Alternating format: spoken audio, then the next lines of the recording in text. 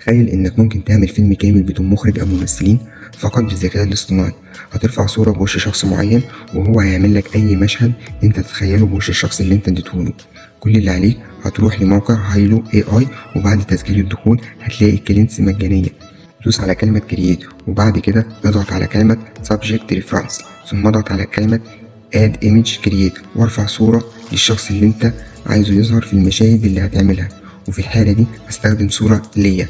وأخيرا اكتب وصف المشهد اللي ببالك، أنا هديله الوصف ده. وبعد كده اضغط على علامة الإنشاء الموجودة تحت، وفي النتيجة فيديو بجودة محترمة كأنك بتشاهد مشهد من فيلم سينمائي.